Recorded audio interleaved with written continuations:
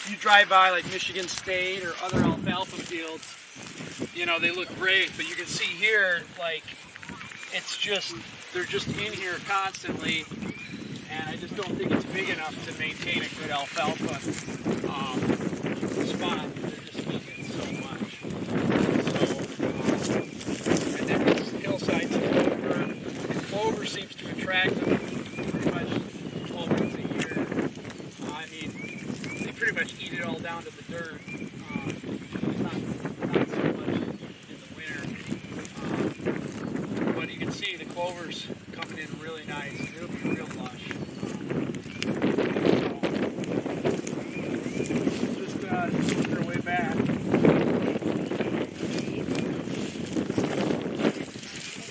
Just an interesting observation we've observed in gun season, late season. The does, which the deer tend to work, you know, from the back. They love crossing the main road, you know, to feed at night. But where the deer come out consistently, and a lot of times will be like a mature doe in the group, they love to come out right on the very highest up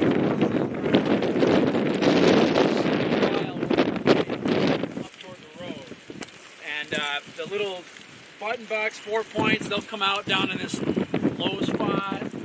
And but it's just amazing how they come out where they can see the best.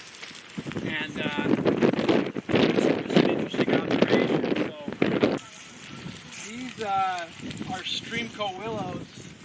They've been here like 5 or 6 years. I planted them, and they would never get more than about a foot tall.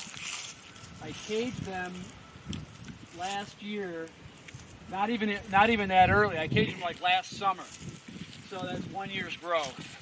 So I should have caged them initially, but you know, I just planted them and forgot about them, and they live, thankfully. They can tolerate tons of browse, so they never did grow past the browse, but they at least lived.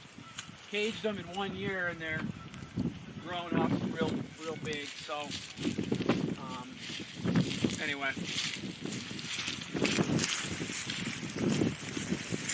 we'll go up this way and take a left.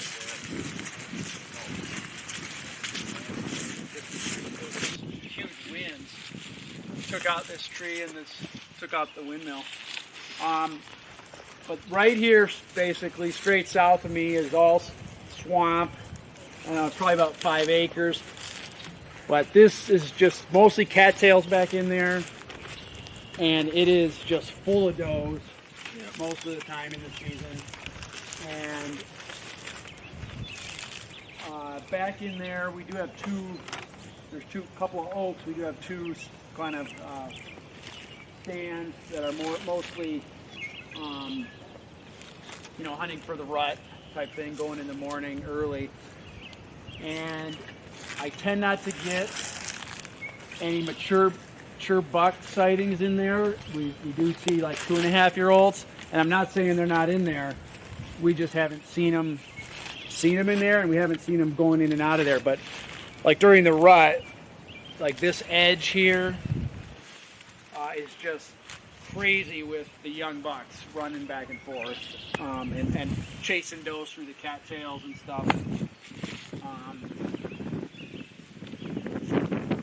So you have this pothole here, and then there's a ridge of higher ground, and then there's more swamp in the back, and that's where the next swamp in the back is where I tend to see the older bucks on trail camera and from hunting experience. So we'll just work our way along this swamp here. Yeah. I don't know if you answered this. So you have some hinge cutting here and here. What was your goal with that? Basically to make the rows thicker for screening. So basically screening for access mostly, and just to thicken up these fence rows, and also maybe make this a little more secure feeding here. And for this hinge cut here, because the deer are bedding, this used to be a real hard edge, and a lot of deer bedding in the swamp. and they can just see up this whole way. So the idea was to just get a thicker edge and hopefully allow access without getting sighted as much. But this is a hard situation because how do I access here without bumping deer? So the switchgrass is part of the CRP program. I've got about 4 more years left on that, and then I can do whatever I want after that. But just trying to thicken up the edge, create more screening. Is that changing how deer travel this edge? So there's a few spots where they like to come out, and that oak there, you can see that one of the more bigger oaks that's left.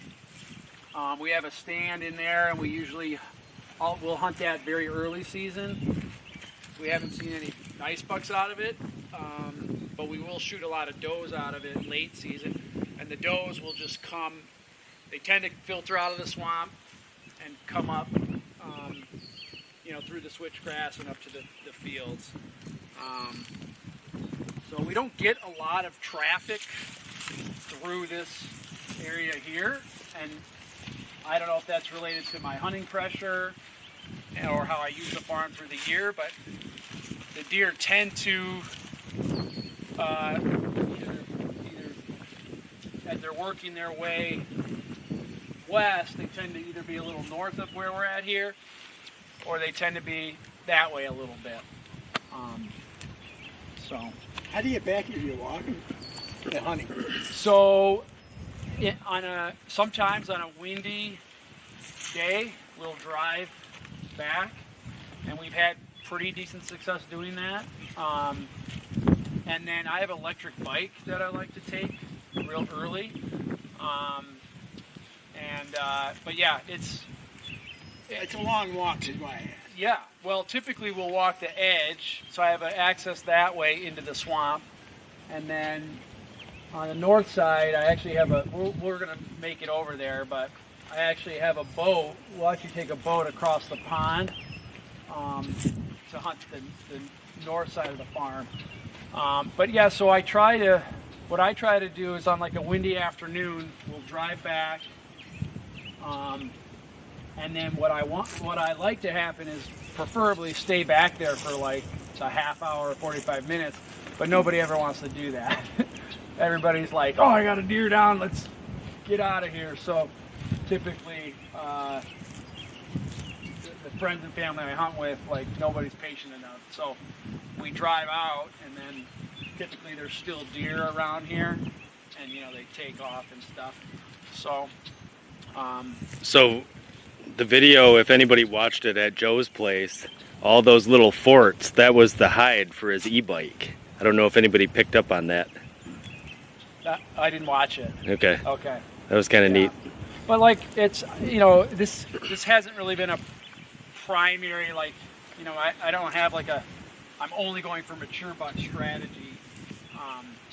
Right now. Shooting deer, does. Well, we're trying to shoot does, and we got a lot of young hunters that are basically, these guys are on 2.5-year-olds or older, and we're getting opportunities at 2.5-year-old bucks regularly. But nothing bigger, kind of yet. Well, I've shot one 3.5. We're going to show you where I shot him. And I had the year before that, same stand, similar situation. I drew back on a 3.5-year-old, and my arrow came off the rest and made a little noise, and I missed him. Same spot. And then we had one other chance in bow at a 3.5-year-old. Actually, the one I ended up shooting, my brother-in-law had a chance at him about a week before that. So, but mostly we're doe hunting and getting these guys on some bigger bucks, but the plan is over time to become more and more selective. I'm pretty sure I passed a 3.5-year-old 10-point this year. Same stand, so which we'll go see, and but he might have been 2.5. I'm not sure. So, Connor, what would you say about your dad's scent control? It's pretty good. The scent lock works pretty well. Maybe a couple leaks in the system that we're trying to work out, but I think it works pretty well. Yeah, he's very meticulous from what I've heard. Well, I don't know. I think I have a couple holes in it. We're getting winded less. So Connor and I are on board with the scent program. My other hunters that we hunt with, it's hard to get everybody on board. But Connor, opening day this year, first sit. There's a cornfield, not on this property, but cornfield with beans, and just the beans were just destroyed. So we knew where most of the deer are coming out, and we went in July to set up a stand specifically for this early season, and the beans were planted late, which was great. So October 1st, I give him the best spot. The beans were still super green, and that's when he had an 8-point come out that he target panic missed, and he didn't even really go far, right? So, and then he had was it an 8 or a 10-point that came out?